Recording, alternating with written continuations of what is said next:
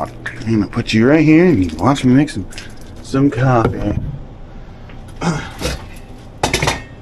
So I've been cutting back on caffeine. I have 1 cup of coffee a day. I'm going to decaf, and mostly I drink hot water.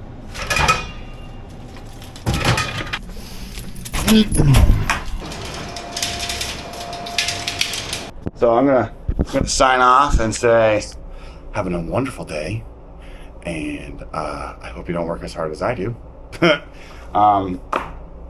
Yeah, stay cool, stay dry, and keep the content out with your is it Minutemen. What is it called? I can't remember, dude. Don't get mad. I watch all your vids. I just don't remember the name. But it's good stuff. It's really informative stuff. It's not really, I wouldn't call it bias. So it's not doomsdayer, which is nice because it's good to be prepared. It's good to have those ideas and like those things in action.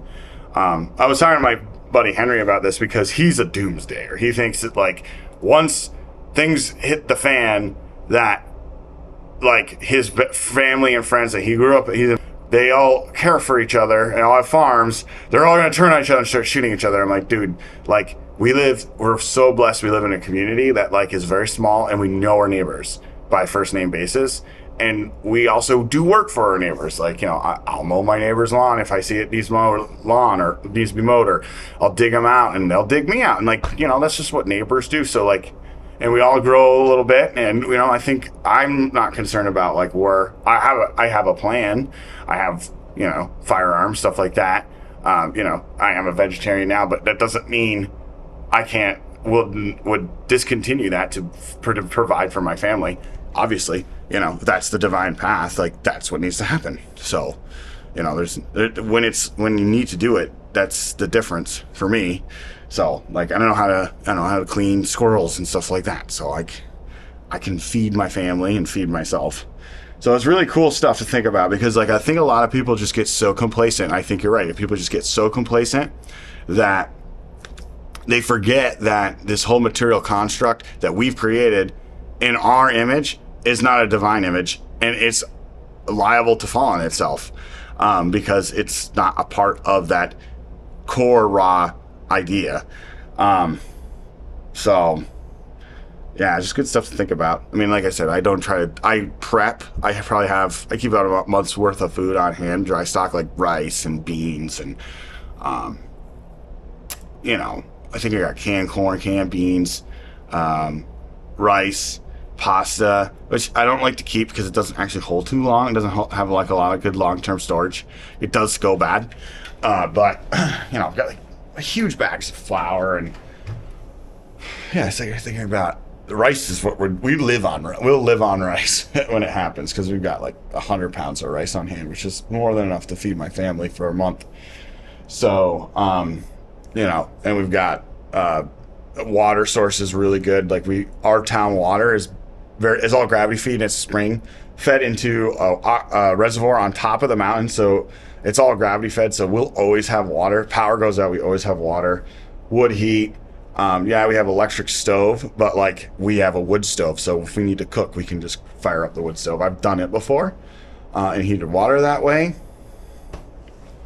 So the refrigeration's tricky, but like here's the thing, like yeah, you can use a backup power generator, and that's what Henry's like all about. He's like, well, I got a generator and I can run that. I'm like, dude, but here's the thing, like you gotta, like, if we're gonna have a long-term situation where we have no power, you gotta think outside the box and go, okay, yeah, a generator is great for like short-term solution, but I'm thinking like the generator, if we're 2 years into this, would be nice to just fire up for Christmas or something, you know, like that's what I would have it for. We need to be around that. Okay, that refrigerator now becomes an airlock storage place for grain and stuff, and you can put a lock on it. You could lock a refrigerator really easy, and I have those things in place. Like I have a lock and I have a thing, so like in the future, if things happen, power goes down, I can just turn my refrigerator into like a dry storage area and just lock it. So, you know, you gotta think like outside the box, right? And that's like, and like, you know, and it was really, your last video really made me contemplate and just rehearse my what ifs and how I would move through everything, and I feel pretty confident. Like I said, I live in a totally different part of the country too. Like, you know, if I were in a high populous area like where you're at and all that, that's a situation where you really got to think about hunkering down and, you know, locking yourself in, because it's going to turn into like the zombie apocalypse kind of, but it's going to be of people just trying to feed their children. And, you know, the cool thing about where we're at is that there's going to be folks like that in our town too. But it doesn't mean we can't produce. You know, I have seeds, like I have a bunch of seeds in stock. So all I have to do is just till my yard and just plant my seeds, and I've got food. And then they're all organic seeds. They're all heirloom seeds, so that they will produce fruit that will produce seeds that you can reuse. So that's kind of the trick. So, you know, a lot of tomatoes and, you know, fresh produce, obviously, but, you know, we want to do potatoes and things that can be hardy and put in the basement and last a long time. So that's the trick, is you got to think about that too, because the rice will only last so long. It's a good get us through a tricky situation, and I bet we could stretch it to get through the winter. But yeah, it's tricky to think about. But that's my prep situation. So, like I said, I guess you could call me a prepper, but I'm always prepared. You know, like it's foolhardy to believe that we as men, the human race, are superior and to some form. You know, I see political issues come and go. Yes, I think there'll be distress, you know, and that's the thing is, if we have civil uprising, you know, if there's a civil war type situation, or there's a fracturing of society in that kind of situation, that the main infrastructure will always be there. Like, there will always, like, even during the Civil War, they were still producing food. They were still, the industry powerhouse was still running. And I don't think that's going to change.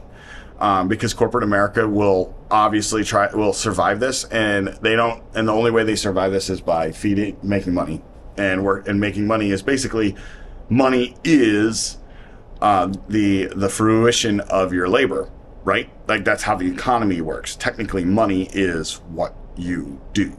So, and what your value of your work is, that's how you get paid.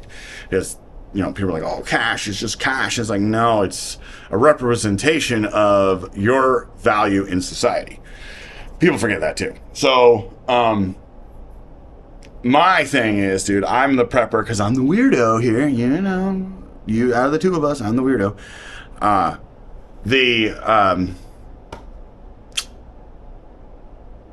think it's going to be a CME, coronal mass ejection.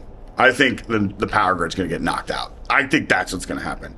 I think it's going to be something bigger than us. It's so folly of man to put himself as the reason why things happen. Climate change. Yes, it's a very liberal-sided idea, but it's, the world's going to end because we're ruining the planet. First off, the planet doesn't give a crap about us. Weird folly to think, we're going to go into civil war and this is going to cause it. And tomorrow, a coronal mass ejection happens, and then the power grid's knocked out for 2 years or more. You know, like, it's proven that if we had a Kensington event, I think it's the Kensington event. Look it up. I'm not sure, but back in like the 1870s, there was a large coronal mass ejection. It like caused a bunch of fires and stuff like that along the Morse. What is it called? Not Morse code. You know what I'm talking about. Jeez Louise. Anyways, the only wires that were above ground at the time were for communication for... man, I'm drawing a blank. But you know what I'm talking... It's... Use Morse code. Justin. Wow. Tired. So anyways, those wires burnt up. And you could see Corona down in Florida. Like, you could see, like... not Corona, the... Aurora Borealis in Florida. Like, it was so bright up here, it was like nighttime. Nothing broke because nothing was electric. We had no power grid. Now, that happened now, which it's on, they say 150, 250 years. It's pretty common to get hit by one of these things. We're in a solar maximus now. and in the next 7 years it'll slow down to a slower minimum. But like right now, like we've already had a couple of blackouts because of these solar storms, and we've had some crazy northern lights already because of solar storms. So I think that's what's more likely. But who knows? I mean, honestly, it needs to happen because like we need a reset around here. And I'm not saying that, and I'm saying that from a first world spot. You know, obviously, in a developing country, you lose power. You know, we're talking about billions of people are going to die. That's realism. You know, like, you know, and these are the things that I think about. You know, I tell people, you know, like, oh, it must be nice to be able to ride, and be able to do what you want all the time. Like, well, you know what? I've followed my path, and in that, know that I didn't want to be in a city. I didn't want to be around people. I wanted to be in a remote area. I love the beauty of nature, and I just wanted to be able to separate. And in those what if situations, I'm in a much better spot. I don't live on the ocean. I don't live in a city. I don't live near a city. The biggest city I have near me is at least 4 to 5 hours away by car. So they ain't coming anytime soon, you know. And they're gonna go and hit those other towns before they come into my area of the woods. So that's why I live in Vermont. So, anyways, I need to go to work. On that note, all right, dude. Have a wonderful day. It's always good to express my thoughts with you. Super cool. All right, love you, man. Talk to you later. Bye.